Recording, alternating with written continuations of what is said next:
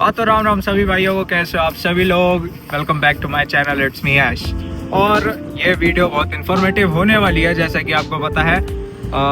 अभी मेरे को आए हुए यहाँ पर एग्जैक्ट 3 महीने हो गए। मैं दिसंबर 21 को आया था, लेकिन एक्चुअल में किचनर मूव हुआ था मैं अपने कॉलेज के पास। वो हुआ था 1 जनवरी को। तो from 1 January till 27 March it's been all around 3 months.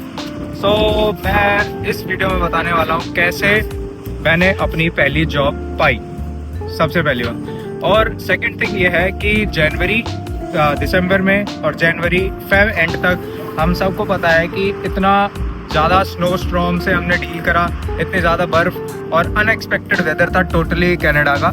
सो इस बेसिस पे बाहर निकलना, जॉब ढूंढना वो बहुत मुश्किल था। सो अब नेक्स्ट आगे हम बात करते हैं वहाँ पर बैठ के। सो इस वीडियो में हम बात करेंगे कि आप जॉब कैसे अप्रोच कर सकते हो एज एन इंटरनेशनल स्टूडेंट, अगर आप यहाँ पर बिल्कुल फ्रेश आए हो। सो इसमें 2 चीज़ें हम कंसीडर करेंगे। अगर आप 12th के बाद आए हो या फिर आप ग्रेजुएशन के बाद आए हो, तो आपको क्या क्या चैलेंजेस फेस करने पड़ सकते हैं। और मैंने एट द एंड मैं बताऊँगा कि मैंने कैसे अप्रोच करा जॉब के लिए। तो सबसे पहले बात करेंगे, अगर आप 12th के बाद आ रहे हो यहाँ पर, तो आपके लिए थोड़ी सी अपॉर्चुनिटी कम हो जाती है। लेकिन अगर आपका रेज्यूमे अच्छा है, आपकी कम्युनिकेशन स्किल्स अच्छी हैं, तो आपको कोई भी नहीं रोक सकता यहाँ पर जॉब लेने से। और सबसे मेन थिंग इसमें यह है कि अगर आप सही टाइम पे सही जगह पर पहुँच गए, अगर वहाँ हायरिंग हो रही है, तो 101% यू विल गेट जॉब। सो भाई नेक्स्ट बात करते हैं हम। अब जो बंदे यहाँ पर आ रहे हैं आफ्टर ग्रेजुएशन या फिर उनके पास थोड़ा सा भी वर्क एक्सपीरियंस वगैरह है, तो उनका सबसे पहली बात तो रेज्यूमे अच्छा है। लेकिन यहाँ एक्सपीरियंस, आप जैसे पार्ट टाइम जॉब ढूंढ रहे हो, आपको कोई टेक्निकल फील्ड में आपका एक्सपीरियंस है, तो वहाँ यहाँ काम नहीं आएगा। आपको रेज्यूमे अपना खुद से बिल्ड करना पड़ेगा, जो कि होगा जैसे आप कहाँ अप्लाई कर रहे हो उस बेसिस पे। सबसे मेन चीज़ है यहाँ पर communication skill is the must thing. Communication skills आपकी अच्छी है, आपका अगर इंटरव्यू होता है, आपका रेज्यूमे शॉर्टलिस्ट हो जाता है, जैसे कि आजकल AI यूज़ हो रहा है, तो शॉर्टलिस्ट हो जाता है। वहाँ आप कहाँ पर यूज़ कर रहे हो, रिटेल पे यूज़ कर रहे हो, रेस्टोरेंट पे यूज़ कर रहे हो, या कोई भी जगह पे यूज़ कर रहे हो। आपको टेक्निकल काम, आपका जिस फील्ड में आप करके आए हो वो काम नहीं आने वाला। आप यहाँ एकदम फ्रेशर हो। लेकिन अगर आपका रेज्यूमे अच्छा है और आपका कम्युनिकेशन स्किल अच्छी है, आपका इंटरव्यू अच्छा हो जाता है, तो वो आपको ज़रूर हायर कर ले।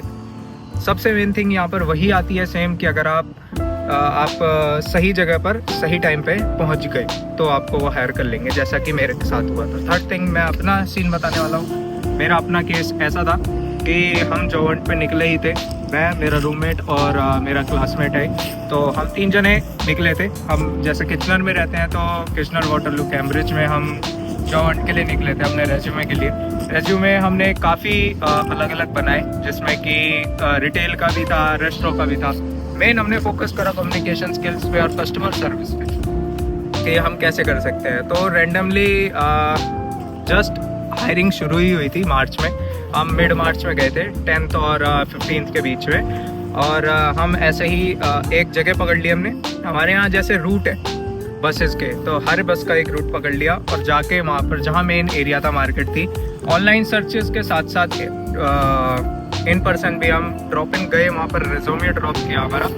तो ऐसे ही हम एक रेस्टोरेंट में गए थे। वहाँ पर फॉर्चुनेटली बंदे ने कहा, जो वहाँ पहले से ही काम कर रहा था, उसने कहा कि यहाँ पर हायरिंग हो रही है।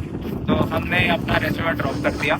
फिर हमारे पास सबको कॉल आया, एक ही दिन पे हम तीनों को कॉल आया एक साथ कि आप इस दिन आपका इंटरव्यू है, आप उस जाना।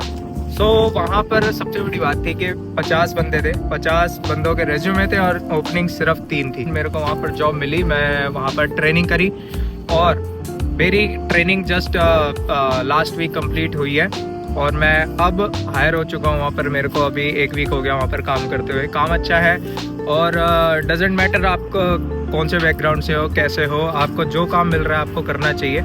और ऐसा नहीं करना चाहिए मैं ये नहीं करूँगा वो नहीं करूँगा। जो भी मिल रहा है, कम से कम आपको कैनेडियन एक्सपीरियंस मिलेगा, आपके आवर्स यहाँ पर बढ़ेंगे, आपकी थोड़ी सी वेज जैसे इनकम इम्प्रूव होगी, तो आपकी अपॉर्चुनिटीज़ खुल जाती हैं आगे और भी जगह पर। सबसे अच्छी बात यह है कि आपको कस्टमर सर्विस फील करनी आ जाती है, कम्युनिकेशन स्किल और इंक्रीज़ हो जाती है और कैनेडियन कल्चर में ढलने का मौका मिल जाता है। सो ये था मेरा experience.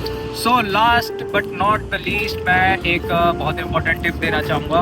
As an international student हमारे पास बहुत ज़्यादा स्ट्रेस वगैरह होता है स्टडीज़ का, पार्ट टाइम जॉब ढूंढने का, प्लस यहाँ पर थोड़ा अभी ऐसा स्ट्रगल ही चल रहा है क्योंकि पार्ट टाइम जॉब्स काफ़ी कम थी और विंटर्स की वजह से बिल्कुल ही ख़त्म हो जाती हैं। अब जैसे ही हमारे पास, अब जैसे अप्रैल स्टार्ट हो गया, अप्रैल एंड तक इतनी जॉब्स अपॉर्चुनिटीज़ खुल जाएंगी, इतनी ज़्यादा ओपनिंग्स होंगी कि काफ़ी ज़्यादा लोग अप्लाई भी करेंगे और उनकी जॉब्स भी लगेंगी सब। और इसमें यह है कि कभी भी हार नहीं माननी, क्योंकि मैं अपना एक्सपीरियंस बता रहा हूँ। मेरे को ये जॉब मिलने से पहले मैंने एटलीस्ट